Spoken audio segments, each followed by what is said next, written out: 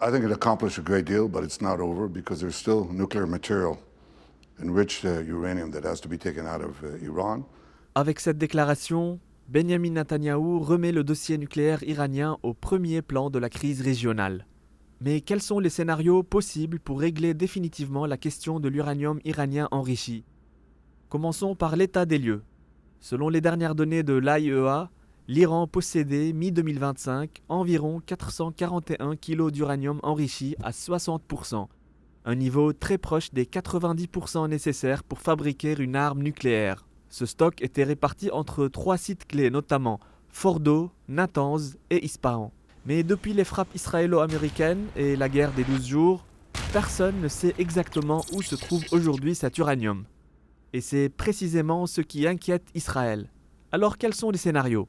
Premier scénario, un transfert vers la Russie. Et ce n'est pas une première. En 2015, une partie du stock iranien avait déjà été envoyée à Moscou dans le cadre de l'accord conclu sous Obama. Mais dans le contexte actuel, entre tensions internationales et rapprochement Moscou-Téhéran, cette option paraît politiquement très compliquée. Deuxième possibilité, la dilution. Réduire le niveau d'enrichissement pour ramener l'uranium à un usage civil. C'est l'option privilégiée par plusieurs pays européens car elle permettrait le retour des inspecteurs de l'AIEA et une reprise du contrôle international. Mais elle suppose un accord avec Téhéran. Troisième scénario, les frappes militaires. Donald Trump affirme que les frappes américaines de juin 2025 ont détruit ou fortement retardé le programme nucléaire iranien. Mais beaucoup d'experts restent sceptiques. Les sites comme Fordo sont enterrés très profondément et plusieurs indices suggèrent que l'uranium aurait été déplacé avant les frappes. Les bombes anti-bunker peuvent ralentir le programme, pas forcément l'éliminer. D'autres options plus spéculatives sont aussi évoquées.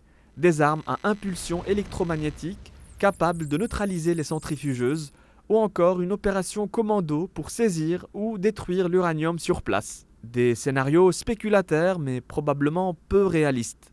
Au final, malgré les menaces et les frappes, la plupart des experts s'entendent sur un point, la négociation reste l'option la plus crédible. Mais le problème est profond. Le manque de confiance de part et d'autre bloque toute avancée. Et plus le programme nucléaire iranien devient opaque, plus la diplomatie redevient indispensable.